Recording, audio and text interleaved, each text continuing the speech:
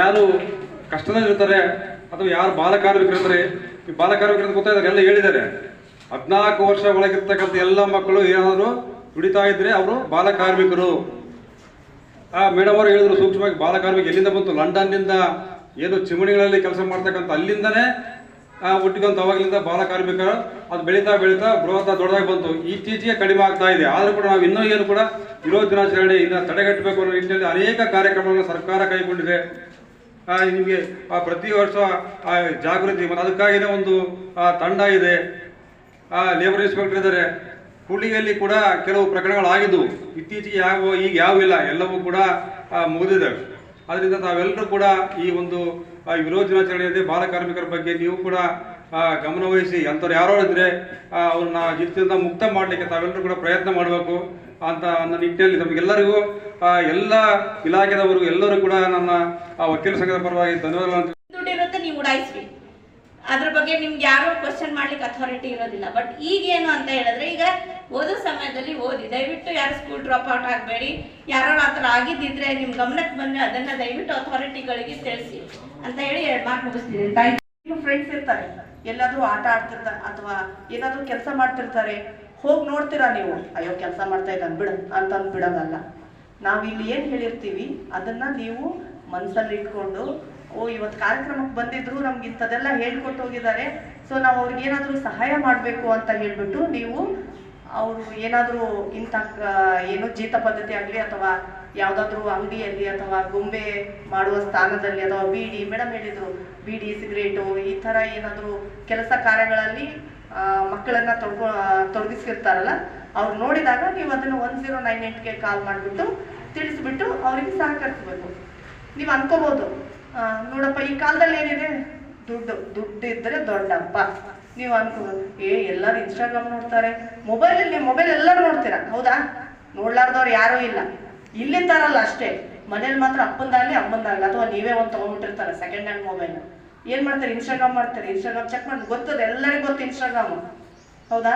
ಅದರಲ್ಲಿ ರೀಲ್ಸ್ ಬರ್ತಿರ್ತಾವೆ. ಏನು ರೀಲ್ಸ್ ಬರ್ತಿರ್ತಾವೆ ನೋಡ್ತೀವಿ. ನೀವು ಈಗ ಯಾವುದಾದ್ರೂ ಒಂದು ಅಂಗಡಿಯಲ್ಲಿ ಈಗೂ ಸಿಗ್ತದೆ ದುಡ್ಡು. ನೀವು ಈಗ ಹೋದ್ರೆ ಕಿರಾಣಿ ಶಾಪಲ್ಲಿ ಅಥವಾ ಏನಾದರೂ ಕೆಲಸ ಕಾರ್ಯ ಮಾಡಿದ್ರೆ ಕೊಡ್ತಾರೆ. ಎಷ್ಟು ಕೊಡ್ತಾರೆ? 100 ರೂಪಾಯಿ ಕೊಡ್ಬೋದು, ಹೌದಾ? ಒಂದೇನೋ ಚಾಕ್ಲೇಟ್ ಕೊಡ್ಬೋದು ಅಥವಾ ಏನೋ ಒಂದು 200 ಕೊಡ್ಬೋದು ಅಷ್ಟೇ, ಹೌದಾ? 200ಗೂ 2 ಲಕ್ಷಕ್ಕೂ ಎಷ್ಟು ವ್ಯತ್ಯಾಸ? ನೀವು ಅದೇ ದೊಡ್ಡ ಸ್ಥಾನದಲ್ಲಿ ಓದಿ ಒಳ್ಳೆ ನೌಕರಿಗಳು ಅಂದರೆ ಜಾಬ್ಸ್ ಏನಾದರೂ ತೊಗೊಂಡ್ರೆ ನಿಮ್ಗೆ ಆರಾಮ್ 1 ಲಕ್ಷ 2 ಲಕ್ಷ ಸಂಬಳ ಬರುತ್ತೆ. ಅವಾಗ ನೀವು ಅದೇ ರೀತಿ ಹಂಚ್ಬೋದು. ಈಗಿನ ಟ್ರೆಂಡ್ ಏನು? 20 ರೂಪಾಯಿ, 50 ರೂಪಾಯಿ, 100 ರೂಪಾಯಿ. ಯಾರಾದರೂ ಫಾಲೋ ಮಾಡಿದಿರಾ? 20 ರೂಪಾಯಿ ಎಷ್ಟು ನಾವು ಎಣಿಸ್ತೀವಿ, ಹೌದಾ? ಇದೆಲ್ಲ ಬರ್ತಲ್ಲ ಈಗಿನ ಟ್ರೆಂಡ್ ಇನ್ಸ್ಟಾಗ್ರಾಮಲ್ಲಿ. ಯಾಕೆ ಬರ್ತದೆ? ಅವ್ರು ಓದಿರ್ತಾರೆ, ಅವ್ರ ದುಡ್ಡವ, ಯಾರು ಬಡವರಿರ್ತಾರೆ ಅವ್ರಿಗೆಲ್ಲ ಹಂಚಿಗೆ ಹೋಗ್ತಾರೆ. ಸೊ ಹಾಗಾಗ್ಬಿಟ್ಟು ಈ ಕಾರ್ಯಕ್ರಮ ಮಾಡೋ ಉದ್ದೇಶ ಅಷ್ಟೇ, ಮಕ್ಕಳು ಉದ್ಧಾರ ಆಗ್ಬೇಕು, ಓದ್ಬಿಟ್ಟು ಅವರು ಎಲ್ಲ ಕೇಳ್ತಾ ಇರ್ತೀರಿ, ಇದೇ ಕೇಳ್ತ್ಕೊಂಡು ಸುಮ್ಮನೆ ಆಗ್ಬಾರ್ದು.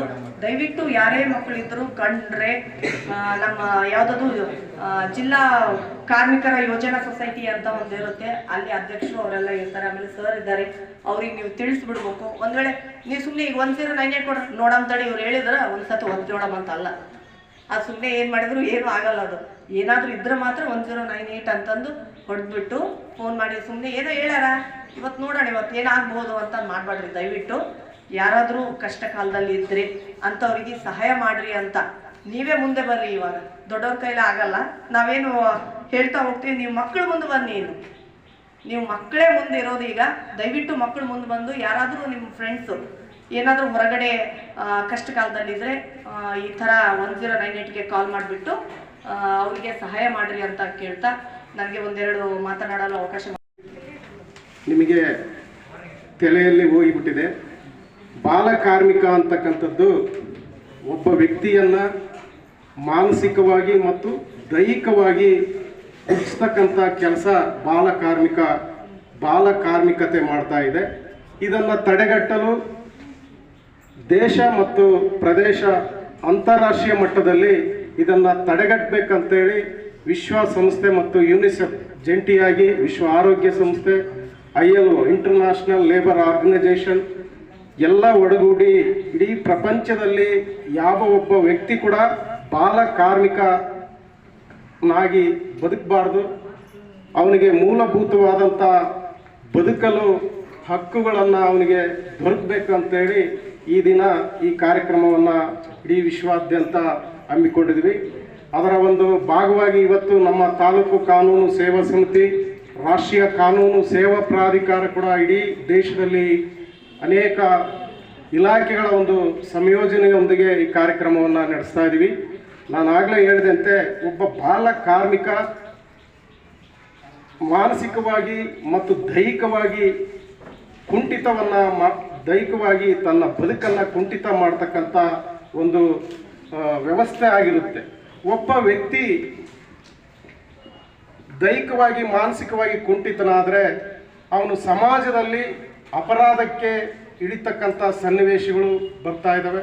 ಒಬ್ಬ ವ್ಯಕ್ತಿ ಅಪರಾಧ ಮಾಡಿದರೆ ಒಂದು ಕೇರಿ, ಒಂದು ಊರು, ಒಂದು ಪ್ರದೇಶ, ಇಡೀ ದೇಶಕ್ಕೆ ಕಂಟಕವಾಗ್ತಕ್ಕಂಥ ವ್ಯಕ್ತಿತ್ವವನ್ನು ರೂಢಿಸಿಕೊಳ್ಳುವ ಸಮಯ ಸಂದರ್ಭ ಕೂಡ ಬರುತ್ತೆ. ಇವತ್ತು ಎಕ್ಸಾಂಪಲ್ ನಾನು ಕೊಡಬೇಕಂದ್ರೆ ಇಡೀ ವಿಶ್ವನೇ ಇವತ್ತು ತಲ್ಲಣವಾಗಿರ್ತಕ್ಕಂಥ ಜೀವನ ಮಾಡುವ ಮೂಲಭೂತ ಅವಶ್ಯಕ ವಸ್ತುಗಳು ಇವತ್ತು ಅನೇಕ ಬೆಲೆ ಏರಿಕೆಯಲ್ಲಿ ಗಗನಕ್ಕೆ ಹೋಗ್ತಾ ಇದ್ದಾವೆ. ಕಾರಣ ತಮಗೆಲ್ಲ ಕೂಡ ಗೊತ್ತಿದೆ. ಈ ಟ್ರಂಪ್ ಅಂತಕ್ಕಂಥ ವ್ಯಕ್ತಿ ಅವನು ಬಾಲ್ಯ ವ್ಯವಸ್ಥೆ ಹೆಂಗಿತ್ತೋ ಗೊತ್ತಿಲ್ಲ, ಇವತ್ತು ತನ್ನ ವೈಯಕ್ತಿಕವಾಗಿ ನಿರ್ಧಾರಗಳನ್ನು ತಗೊಂಡು ಒಂದು ಪ್ರಪಂಚದಲ್ಲಿನೇ ಇವತ್ತು ಪ್ರತಿಯೊಬ್ಬ ಪ್ರಜೆಗೆ ಒಂದು ಭಯದ ವಾತಾವರಣವನ್ನು ನಿರ್ಮಾಣ ಮಾಡ್ತಕ್ಕಂಥ ವ್ಯಕ್ತಿಯಾಗಿ ಬೆಳೆದಿದೆ. ಆ ರೀತಿಯಾಗಿ ಬಾಲ ಕಾರ್ಮಿಕತೆ ಅದು ಮಾನಸಿಕವಾಗಿ ಮತ್ತು ದೈಹಿಕವಾಗಿ ಕುಂಠಿತವಾಗಿ ಮಾಡದೆ ಅಲ್ಲದೆ ಅದು ಬೇರೆ ಕಡೆಗೆ ಮನಸ್ಸನ್ನು ಕೊಂಡೊಯ್ದು ತನ್ನ ನಿರ್ಧಾರವೇ ಶ್ರೇಷ್ಠ ಅಂತಕ್ಕಂಥ ಮನೋಭಾವನೆಗೆ ಇಳಿಸಲು ಎರಡು ಮಾತಿಲ್ಲ ಅಂತ ಹೇಳ್ತಾ ಈ ವೇದಿಕೆಯಲ್ಲಿ ನನಗೆ ಮಾತಾಡಲು ಅವಕಾಶ ಮಾಡಿಕೊಟ್ಟಂಥ ಈಗ ನಾವೆಷ್ಟೇ ಈಗ ಸರ್ ಮಾತಾಡ್ತಾ ಹೇಳ್ತಾ ಇದ್ರು, ಮೇಡಮ್ ಹೇಳ್ತಾ ಇದ್ರು, ನಾವು ತುಂಬ ಸ್ಕೀಮ್ನ ತೊಗೊಂಬಂದಿದ್ದೀವಿ, ತುಂಬ ಕಾನೂನು ಕಟ್ಟಳೆಗಳನ್ನ ಏನು ಸರ್ಕಾರದಿಂದ ಜಾರಿ ಮಾಡಿದ್ದೀವಿ. ಬಟ್ ಅದು ಎಷ್ಟರ ಮಟ್ಟಿಗೆ ಪ್ರಚಲಿತವಾಗ್ತಿದೆ, ಎಷ್ಟರ ಮಟ್ಟಿಗೆ ಕಾನೂನು ಇಂಪ್ಲಿಮೆಂಟ್ ಆಗ್ತಿದೆ ಅನ್ನೋದು ನೈಜ ಕನ್ನಡಿ. ಅಂದರೆ ಇನ್ನು 1 ಕೋಟಿ ಬಾಲ ಕಾರ್ಮಿಕರು ನಮ್ಮಲ್ಲಿ ಇನ್ನೂ ಇದ್ದಾರೆ. ಸೊ ಇದಕ್ಕೆ ಮೂಲ ಕಾರಣ ಅಂದರೆ ತಿಳುವಳಿಕೆ ಇಲ್ಲದೆ ಇರೋದು. ಈಗ ನೀವೆಲ್ಲರೂ ಖುಷಿ ಪಡ್ಬೇಕು. ಯಾಕೆ ಅಂದರೆ ನೀವು ಆ 1 ಕೋಟಿ ಬಾಲ ಕಾರ್ಮಿಕರಲ್ಲಿ ನೀವಿಲ್ಲ, ಇಲ್ಲಿವರೆಗೂ ಬಂದಿದ್ದೀರಾ. 16 ಇಯರ್ಸ್, ಲೈಕ್ 16 ವರ್ಷ ನಿಮ್ಗೆಲ್ರಿಗೂ ಈಗ 10th ಎಕ್ಸಾಮ್ ಬರೀತಾ ಇದ್ದೀರಾ. So it is one of the opportunity ನಿಮಗೆ. ಯಾಕಂದರೆ ಇದೇ ಆಪರ್ಚುನಿಟಿ ಹೊರಗಿನವ್ರಿಗೆ ಸಿಗ್ತಾ ಇಲ್ಲ. ನಾವೆಲ್ಲ ಹೆಂಗೆ ಅಂದರೆ ಚಿಕ್ಕ ಮಕ್ಕಳು ಅಲ್ಲದೆ ಈವನ್ ದೊಡ್ಡವರು ಕೂಡ ವಿ ಆಲ್ವೇಸ್ ಕಂಪೇರ್, ನಮ್ಮ ಜೀವನ ಬೇರೆಯವ್ರ ಜೊತೆ ಕಂಪೇರ್ ಮಾಡ್ಕೋತೀವಿ. ಅವ್ರಿಗೆ ಅದಿದೆ, ನನಗಿದಿಲ್ಲ, ಅವ್ರ ಹತ್ರ ಅದು ಇದೆ. We always keep complaining about our life. ಅವ್ರ ಹತ್ರ ಯಾವುದೋ ಅಟ್ಲಾಸ್ ಸೈಕಲ್ ಇದೆ, ನನ್ನ ಹತ್ರ ಈ ಸೈಕಲ್ ಇಲ್ಲ. ಅವ್ರ ಹತ್ರ ಒಳ್ಳೆ ಶೂಸ್ ಇದೆ, ನನ್ನ ಹತ್ರ ಶೂಸ್ ಇಲ್ಲ. ಅವ್ರ ಹತ್ರ ಒಳ್ಳೆ ಡ್ರೆಸ್ ಇದೆ, ನನ್ನ ಹತ್ರ ಡ್ರೆಸ್ ಇಲ್ಲ. ಸೊ ಬುದ್ಧಿಮಟ್ಟನ ಇಂಪ್ರೂವ್ ಮಾಡ್ಕೊಳ್ಳೋದನ್ನ ಕಂಪೇರ್ ಮಾಡ್ಕೊಳ್ಳೋಣ, ನಾಟ್ ಅಬೌಟ್ ಮೆಟೀರಿಯಲ್ ಥಿಂಗ್ಸ್ ಅಲ್ಲ. ಸೊ ಹಂಗಾಗಿ ನೀವೆಲ್ಲರೂ ಒಂದು ಹಂತ ತಲುಪಿದ್ದೀರಾ ಅಂದರೆ you should cap yourself. ಇಲ್ಲಿವರೆಗೂ ಕೂಡ 1 to 10th ಎಲ್ಲೂ ಡ್ರಾಪ್ ಮಾಡಲಾರ್ದೆ ಎಜುಕೇಷನ್ನ ಕಂಟಿನ್ಯೂ ಮಾಡ್ತಿದ್ದೀರಾ ಅಂದರೆ ಒಂದ್ಸರಿ ನಿಮಗೆ ನೀವು ಚಪ್ಪಾಳೆ ಹೊಡ್ಕೊಂಬಿಡಿ ಎಲ್ಲರೂ. ನಿಮ್ಮ ಅಪ್ಪ ಅಮ್ಮಗೆ ನೀವು ಚಪ್ಪಾಳೆ ನಿಮ್ಮ ಅಪ್ಪ ಅಮ್ಮಗೆ ಸೇರಬೇಕು. ಬಿಕಾಸ್ ನಮ್ಮದು ತುಂಬ ಹಿಂದುಳಿದ ತಾಲೂಕು ಆದರೂ ಕೂಡ ನಿಮ್ಮನ್ನೆಲ್ಲ ಬೆಳಗ್ಗೆ ಎದ್ದು ಏನಿದೆ ಅದನ್ನು ಮಾಡಿ ಕಳಿಸಿ ರೆಡಿ ಮಾಡಿ ಸ್ಕೂಲಿಗೆ ಕಳಿಸ್ತಿದ್ದಾರೆ ಅಂದರೆ we should thank them also. ನಿಮ್ಮ ಅಪ್ಪ ಅಮ್ಮನ ಕೂಡ ಥ್ಯಾಂಕ್ಸ್ ಹೇಳಬೇಕು. ಈಗ ಬಾಲ ಕಾರ್ಮಿಕರು ಇಷ್ಟೊತ್ತು ಇವರೆಲ್ಲ ಹೇಳಿದರು ಡೆಫಿನೇಷನ್ನು ಅದೆಲ್ಲ. ಸೊ ಈಗ ನಾನು ಹೇಳಿದೆ ತುಂಬ ಕಾನೂನು ಕಟ್ಟಡಗಳು ಇದ್ದಾವೆ ನಮಗೆ ಅಂತ ಹೇಳಿ. ಬಟ್ ಇದೆಲ್ಲದನ್ನು ಇಂಪ್ಲಿಮೆಂಟ್ ಆಗದೆ ಇರೋಕ್ಕೆ ಕಾರಣ ತಿಳುವಳಿಕೆ ಇಲ್ಲ ಅನ್ನೋದು. ಈಗ ಶಿಲ್ಪಾ ಮೇಡಮ್ ಅವ್ರು ಮಾತಾಡ್ತಾ ಹೇಳ್ತಾ ಇದ್ರು, ನೀವು ಇಲ್ಲಿದ್ದೀರಾ ಬಟ್ ನಿಮ್ಮ ಕೆಲವು ಫ್ರೆಂಡ್ಸ್ ಹೊರಗಿರ್ಬೋದು. ಸೊ ಅವ್ರ ಗಮನಕ್ಕೂ ಕೂಡ ತೊಗೊಂಬನ್ನಿ. ಇಂಥದ್ದೊಂದು ಕಾನೂನಿದೆ, 14 ವರ್ಷ ಆಗೋವರೆಗೂ ಯಾವುದು ಹಾರ್ಮ್ಫುಲ್ ಇಂಡಸ್ಟ್ರಿಯಲ್ಲಿ ಯಾರು ಲೇಬರ್ಸ್ ವರ್ಕ್ ಮಾಡೋಂಗಿಲ್ಲ ಅಂತ ಹೇಳಿ ಮೇಡಮ್ ಶೈಲಜಾ ಮೇಡಮ್ ಹೇಳ್ತಾ ಇದ್ರು. ಚೈಲ್ಡ್ ಮ್ಯಾರೇಜ್ ಅನ್ನೋದು, ಸೊ ನಮ್ಮ CDP ಅವ್ರು ಇಲ್ಲೇ ಇದ್ದಾರೆ. ಸೊ ಆದಷ್ಟು ಕೂಡ ತಾಲೂಕು ಆಡಳಿತದಿಂದ ಎಷ್ಟು ಕಡಿವಾಣ ಹಾಕಬೇಕು ಅದನ್ನು ಕಡಿವಾಣ ಹಾಕ್ತಿದ್ದೀವಿ. ಇದೆಲ್ಲ ಯಾವಾಗ ಬರುತ್ತೆ ಅಂದರೆ ನಿಮಗೆ ಜ್ಞಾನ ಇಲ್ದಾಗೆ. ನಿಮ್ಮ ಅಪ್ಪ ಅಮ್ಮ ನಾಳೆ ನಿಮಗೆ ಮದುವೆ ಮಾಡ್ತೀನಿ ಅಂದರೆ ಒಪ್ಕೋತೀರಾ? ಹೆಣ್ಮಕ್ಳು ಒಪ್ಕೋತೀರಾ? ಎಷ್ಟು 18 ವರ್ಷ ಆಗೋವರೆಗೂ ಯಾರಿಗೂ ಮದುವೆ ಮಾಡ್ಬಾರ್ದು ಅಂತ ಕಾನೂನಲ್ಲಿದೆ. ಸೊ ನಿಮಗೆ ಜ್ಞಾನ ಇದೆ, ಸ್ಕೂಲಿಗೆ ಬಂದು ಓದಿದ್ದೀರಾ, ಇದನ್ನೆಲ್ಲ ತಿಳ್ಕೊಂಡಿದ್ದೀರಾ. ಸೊ ಇದನ್ನೇ ಕಂಟಿನ್ಯೂ ಮಾಡಿ.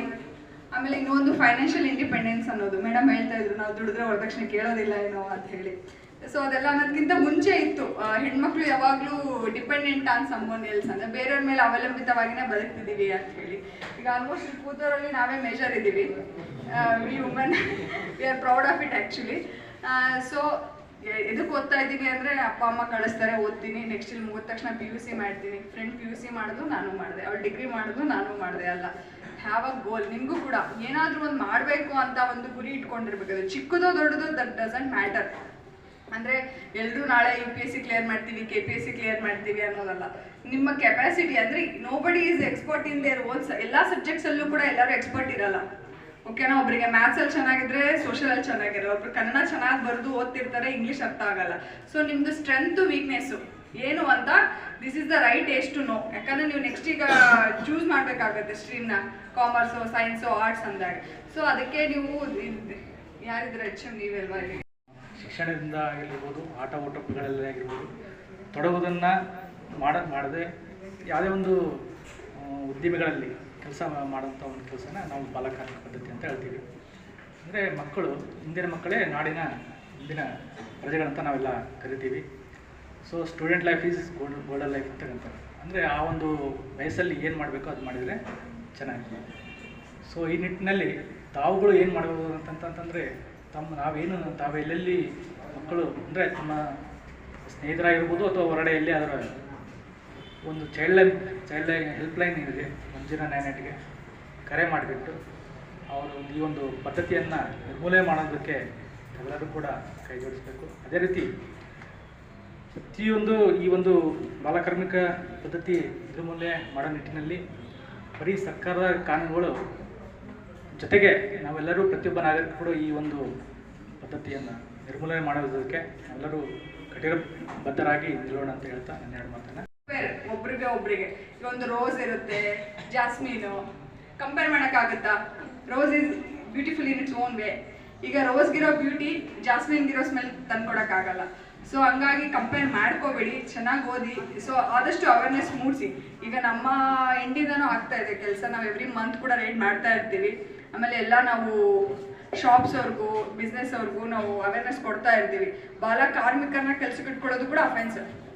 ನಿಮ್ಮ ಮನೇಲಿ ಯಾರಾದರೂ ಕೆಲಸದವರು, ಈಗ ನಿಮ್ದು ಏನಾದರೂ ಬಿಸ್ನೆಸ್ ಇರುತ್ತೆ ಅನ್ಕೊಳ್ಳಿ, ನಿಮ್ಮ ಅಪ್ಪಗೂ ಹೇಳಿ ಅಕಸ್ಮಾತ್ ಇದು ತಪ್ಪು, ಬಾಲ ಕಾರ್ಮಿಕರನ್ನ ಇಟ್ಕೋಬಾರ್ದು ಅಂತ ನಿಮ್ಮ ತಂದೆ ತಾಯಿಗಳಿಗೂ ಅವೇರ್ನೆಸ್ ಕೊಡಿ. ಆಮೇಲೆ ಕಾನೂನು ಪ್ರಾಧಿಕಾರಕ್ಕೆ ಮತ್ತು ಎಲ್ಲ ವಕೀಲರ ಸಂಘಕ್ಕೆ ಮಕ್ಕಳ ಪರವಾಗಿ ನನ್ನ ಪರವಾಗಿ ಧನ್ಯವಾದಗಳು. Thank you.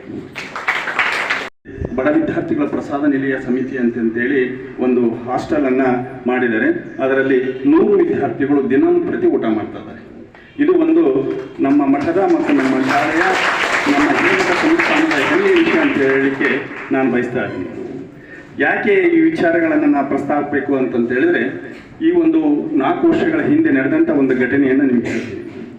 ಒಬ್ಬ ರೈತ ತಂದೆ ತಾಯಿ 2 ಮಕ್ಕಳಿದ್ದಾರೆ. 2 ಮಕ್ಕಳು 8ನೇ ಕ್ಲಾಸ್ಗೆ ಅಡ್ಮಿಷನ್ ಮಾಡಿಸಿದ್ರು. ಅದ್ರಾಗ ಏನಾಯಿತು ಅಂತಂದರೆ ಅವರಪ್ಪ ಸ್ವಲ್ಪ ಬೇಸ್ ಚೆನ್ನಾಗಿ ಬೆಳೀತಾ ಇದ್ದಾರೆ. ಎಲ್ಲರೂ ಕೂಡ ಈ ಬಾಲ ಕಾರ್ಮಿಕ ವಿರೋಧಿ ದಿನಾಚರಣೆಯನ್ನು ನಮ್ಮ ಗೌರವಾನ್ವಿತ ನ್ಯಾಯಾಧೀಶರು, ಯಾಕಂದರೆ ನಿಮಗೆ ಇಲ್ಲಿ ಹೇಳೋದಿಷ್ಟೇ, ನ್ಯಾಯಾಧೀಶರು, ವಕೀಲರು, ಎಲ್ಲ ಇಲಾಖೆ ಅಧಿಕಾರಿಗಳು ಬಂದು ನಿಮಗೆ ಈ ವಿಚಾರಗಳನ್ನು ಹೇಳ್ತವಲ್ಲ, ನಿಮಗೆ ಯಾವತ್ತೂ ಕೂಡ ಅದು ನೀವು ಮನದಲ್ಲಿರುತ್ತೆ. ನೀವು ಮುಂದೆ ಯಾವುದೇ ಉದ್ಯೋಗದಲ್ಲಿ ಹೋದರೂ ಕೂಡ ಇದೊಂದು ಅವಿಸ್ಮರಣೀಯವಾಗಿ ಉಳಿತದೆ. ಯಾಕಂದರೆ ನಮ್ಮ ಶಾಲೆಯಲ್ಲಿ ನಾವು ಓದ್ಬೇಕಾದ್ರೆ ನ್ಯಾಯಾಧೀಶರು ಬಂದು ನಮಗೆ ಇಂಥ ವಿಚಾರಗಳನ್ನು ಹೇಳಿದ್ರು ಅಂತಕ್ಕಂಥ. ಯಾಕೆ ನೀವು ವಿದ್ಯಾರ್ಥಿಗಳಿಗೆ ನಾವು ಇದನ್ನು ಮೇಡಮ್ ಅವ್ರಿಗೆ ಹೇಳೋದನ್ನೇ ನಮ್ಮ ನ್ಯಾಯಾಧೀಶರು ಇಲ್ಲ, ವಿದ್ಯಾರ್ಥಿಗಳಿಗೆ ಅವರಿಗೆ ಅರಿವನ್ನು ಮೂಡಿಸಬೇಕು. ಯಾಕಂದ್ರೆ ಅವರು ಮುಂದಿನ ಈ ದೇಶದ ಭವಿಷ್ಯದಲ್ಲಿ ಅವರು ಏನೆಲ್ಲ ಆಗ್ತಾರೆ, ಅವರು ಸಮಾಜವನ್ನು ಸುಧಾರಕರು ಆಗ್ತಾರೆ. ಆದ್ದರಿಂದ ಅವ್ರಿಗೆ ವಿಚಾರಗಳನ್ನು ಹೇಳ್ಬೇಕನ್ನೋ ನಿಟ್ಟಿನಲ್ಲಿ ಅವರು ನ್ಯಾಯಾಲಯದಲ್ಲಿ ಎಷ್ಟೆಲ್ಲ ಕೆಲಸ ಇದ್ರೂ ಕೂಡ ಇಲ್ಲಿ ಬಂದು ನಿಮ್ಮ ಜೊತೆ ನಿಮಗೆ ವಿಚಾರಗಳನ್ನು, ನಿಮಗೆ ಕಾನೂನು ಅರಿವನ್ನು ಮೂಡಿಸಲಿಕ್ಕೆ ಕೆಲಸವನ್ನು ಮಾಡಿದ್ರೆ ನಾನು ನಮ್ಮ ನ್ಯಾಯಾಧೀಶರಿಗೆ, ನಮ್ಮ ವಕೀಲರ ಪರವಾಗಿ, ತಮ್ಮ ಪರವಾಗಿ ಕೂಡ ನಾನು ತುಂಬ ಧನ್ಯವಾದ ತಿಳಿಸ್ತಾ ಇದ್ದೇನೆ. ವಿರೋಧಿ ದಿನಾಚರಣೆ ಸಲುವಾಗಿ ಈ HME ಸ್ಕೂಲ್ನ ಬಂದಿರೋದು ಒಂಥರ ಖುಷಿ. ನಮ್ಮ ಕೂಡ್ಲಿಗಿ ತಾಲೂಕು ನಿಮಗೆ ಗೊತ್ತಿರುವಂಗೆ ಅತಿ ಹಿಂದುಳಿದ ತಾಲೂಕು. ನಮ್ಮ ತಾಲೂಕು ಅಂತಂದರೆ ಅತಿ ಕೆಲವೊಂದು ಪದ್ಧತಿಗಳು ಇವತ್ತಿಗೂ ಸಹ ನಿರ್ಮೂಲನೆ ಆಗೋಕ್ಕೆ ಸಾಧ್ಯ ಆಗ್ತಾ ಇಲ್ಲ. ನಿಮಗೆ ಗೊತ್ತಿರ್ಬೋದು ದೇವದಾಸಿ ಪದ್ಧತಿ. ಆ ದೇವದಾಸಿ ಪದ್ಧತಿನ ಇವತ್ತಿಗೂ ಸಹ ನಮ್ಮ ಕೂಡ್ಲಿಗಿ ತಾಲೂಕು ಅತಿ ಹೆಚ್ಚು ದೇವದಾಸಿಯನ್ನು ಹೊಂದಿರುವ ತಾಲೂಕಾಗಿದೆ. ಅದನ್ನು ಸಹ ನಾವು ನಿರ್ಮೂಲನೆ ಮಾಡಬೇಕಂತೇಳಿ ಈ ದಿನ ಪಣ ತೊಡಬೇಕು. ನೀವು ಇವತ್ತು ವಿಶ್ವ ಬಾಲ ಕಾರ್ಮಿಕರ ದಿನ, ನಾನು ಹೇಳೋದನ್ನ ಈಶ್ವರಯ್ಯ ಸಾರೇ ಹೇಳಿಬಿಟ್ರು. ಈ ಕಾಯ್ದೆ 1986 ಡಿಸೆಂಬರ್ 23ರಂದು ಜಾರಿಯಲ್ಲಿ ಬಂತು. ನಂತರ ಅದನ್ನು ತಿದ್ದುಪಡಿ ಮಾಡಿ 2016ರಲ್ಲಿ ಕೆಲವೊಂದು ತಿದ್ದುಪಡಿಗಳನ್ನು ಮಾಡಿ ಜಾರಿಯಲ್ಲಿ ಬಂತು. ನಿಮಗೆ ತಿಳಿದಂಗೆ ಯಾರಾದರೂ ಬಾಲ ಕಾರ್ಮಿಕರಂತಂದರೆ 14 ವರ್ಷದ ಒಳಗಿನ ಯಾರಾದರೂ ಮಕ್ಕಳು ಕೆಲಸ ಮಾಡೋದು ಕಾನೂನಲ್ಲಿ ಅಪರಾಧ ಆಗುತ್ತೆ. ಯಾಕಂದರೆ ಅವರಿಗೆ 20,000 ರೂಪಾಯಿಗಳ ದಂಡ, 2 ವರ್ಷ ಸಜಾ ಇದೆ. ನಂತರ ಯಾವುದೇ ಒಬ್ಬ ವ್ಯಕ್ತಿ, ನಾವು ನ್ಯಾಯಾಧೀಶರಾಗಿರ್ಬೋದು, ವಕೀಲರಾಗಿರ್ಬೋದು, ಯಾವುದೇ ಒಂದು ವ್ಯಕ್ತಿ ನಾವು ಒಂದು ಉನ್ನತ ಸ್ಥಾನಕ್ಕೆ ಹೋಗ್ಬೇಕಂತಂದರೆ ಮೊದಲ ಶಿಕ್ಷಣ ಬೇಕು. ಇವತ್ತು ನಮಗೆ ಎಲ್ಲದರಲ್ಲೂ ಸಹ ಮಹಿಳೆಯರಿಗೂ ಪುರುಷರಿಗೂ ಸರಿ ಸಮಾನತೆ ಇದೆ. ಇವತ್ತು ಹೆಣ್ಮಕ್ಳು ನಾವು ಮುಂಚೆ ಎಲ್ಲ ಯಾವುದೇ ಒಂದು ಕ್ಷೇತ್ರದಲ್ಲಿ ಮಹಿಳೆಯರು ಇದ್ದಿಲ್ಲ, ಸೇನೆಯಲ್ಲಿ ಇದ್ದಿಲ್ಲ. ಇವತ್ತು ಒಬ್ಬ ಮಹಿಳೆ ಸಹ ಸೇನೆಯಲ್ಲಿ ಕೆಲಸ ಮಾಡಿ ನಮ್ಮ ದೇಶವನ್ನು ರಕ್ಷಣೆ ಮಾಡ್ತಿದ್ದಾಳೆ. ನೀವು ಸಹ ಏನಾದರೂ ಒಂದು ಸಾಧನೆ ಮಾಡಬೇಕಂತೇಳಿ ಪಣ ತೊಡಬೇಕು. ನಮ್ಮ ಮೇಡಮ್ ಅವ್ರು ಹೇಳ್ದಂಗೆ ಓದೋಕ್ಕಲ್ಲೇ ಓದಬೇಕು. ನಮ್ಮ ಕೂಡ್ಲಿಗಿ ತಾಲೂಕಿನಲ್ಲಿ ಬಾಲ ಕಾರ್ಮಿಕರದ್ದು ಕೇಸಸ್ ಕಮ್ಮಿ, ಬಾಲ್ಯ ವಿವಾಹಗಳು ಜಾಸ್ತಿ ಇದ್ದಾವೆ. ಬಾಲ್ಯ ವಿವಾಹಗಳನ್ನು CD4 ಮುಖಾಂತರ ನನ್ನ ಖುದ್ದಾಗಿ ನಾನೇ ಒಂದು 40-50 ಒಂದು ತಡೆಗಟ್ಟಿದ್ದೇವೆ. ಯಾಕಂದರೆ ನಿಮಗೆ ಅದ್ರದ್ದು ಗೊತ್ತಿರಲ್ಲ. ನಿಮಗೆ ಯಾರೇ ಒಬ್ರಿಗೆ ಏನಾದರೂ ಆಯಿತು ಅಂತಂದರೆ ನೀವು ಅದನ್ನು ತಡೆಗಟ್ಟೋಕ್ಕೆ ಪ್ರಯತ್ನ ಮಾಡಬೇಕು. ನನಗೆ ಯಾಕೆ ಬೇಕಪ್ಪ ಬರೀ ಯಾವುದೋ ಹುಡುಗಿದ ಮದುವೆ ಆಗ್ತದೆ ಅನ್ನಂಗಿಲ್ಲ.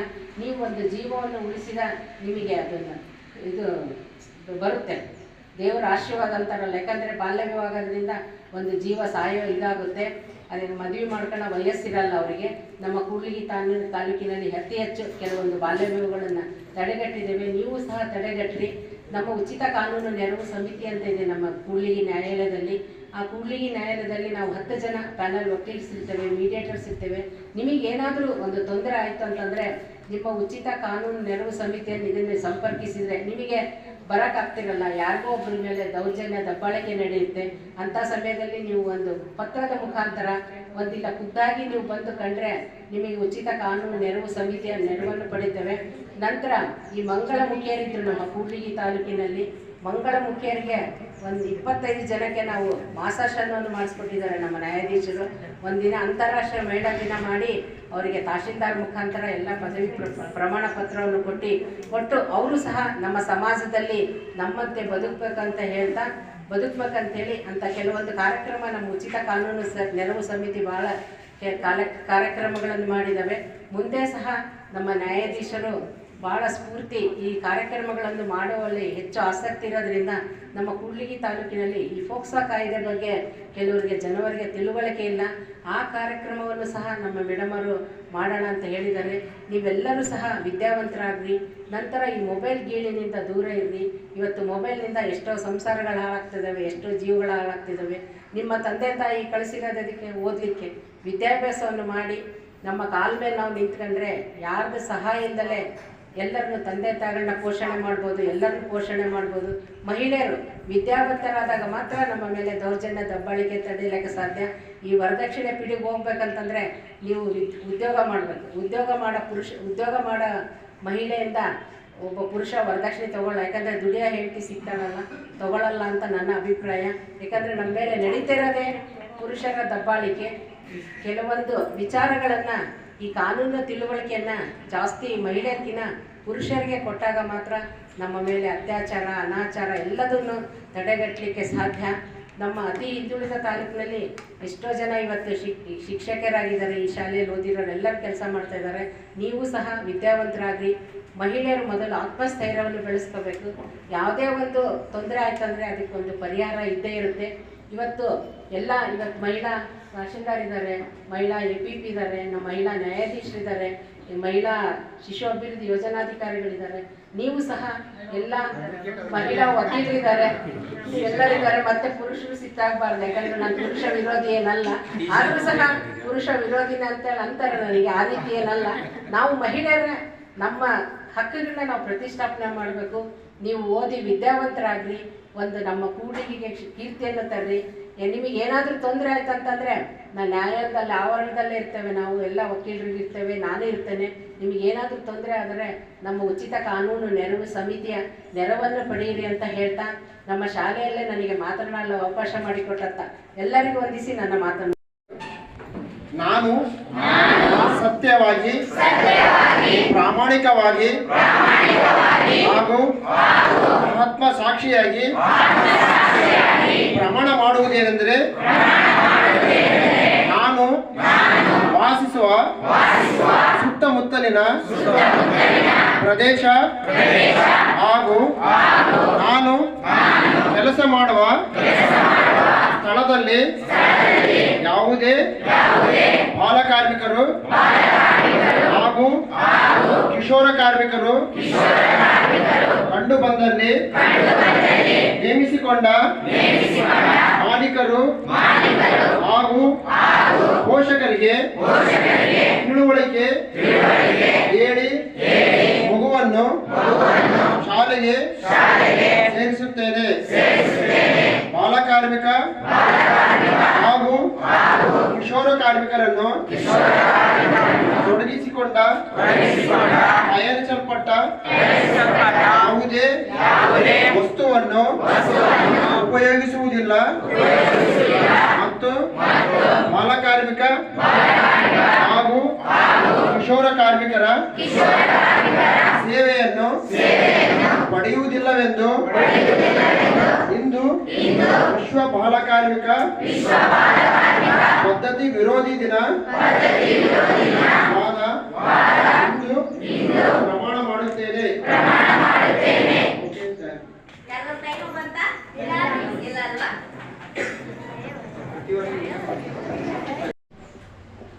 ಈ ಒಂದು ಬಾಲಕಾರ್ಮಿಕರ ದಿನಾಚರಣೆ ವಿರೋಧಿ ದಿನಾಚರಣೆಯನ್ನು ಪ್ರತಿ ವರ್ಷ ಆಚರಣೆ ಮಾಡ್ತಾ ಇದ್ದಾರೆ. ಜೂನ್ 12 ಇದು ವಿಶ್ವ ಕಾರ್ಮಿಕರ ವಿರೋಧಿ ದಿನಾಚರಣೆ ಅಂತ ಕೂಡ ಎಂಪ್ಲಾಯ್ಸ್ ಅಲ್ಲ, ಎಲ್ಲರೂ ಪೌರ ಕಾರ್ಮಿಕರು, ರೈತಾಪಿ ವರ್ಗ, ಕೂಲಿ ಕಾರ್ಮಿಕರು ಮಕ್ಕಳೇ ನಮ್ಮ ಶಾಲೆಯಲ್ಲಿ ಓದ್ತಾ ಇರೋದು. ಮತ್ತೆ ಪ್ರತಿ ವರ್ಷ ಶೇಕಡ ಅಂಶ SLCಯಲ್ಲಿ 95ಕ್ಕಿಂತ ಜಾಸ್ತಿ ಬರ್ತಾ ಇದೆ ಮತ್ತು ಈ ವರ್ಷ 61 ಪ್ರಥಮ ದರ್ಜೆಯಲ್ಲಿ ಪಾಸ್ ಆಗಿದ್ದಾರೆ. ಯಾಕೆಂದ್ರೆ ಯಾಕೆಂದ್ರೆ ಇನ್ನೊಂದೇನೋ ಒಂದು ವಿಶೇಷವಾಗಿ ಅಂತಂದ್ರೆ ನಮ್ಮ ಒಂದು ಶಾಲೆಯಲ್ಲಿ ನಮ್ಮ ಮಠದಲ್ಲಿ 100 ವಿದ್ಯಾರ್ಥಿಗಳಿಗೆ ಪರಮ ಪೂಜ್ಯ ಶ್ರೀಗಳು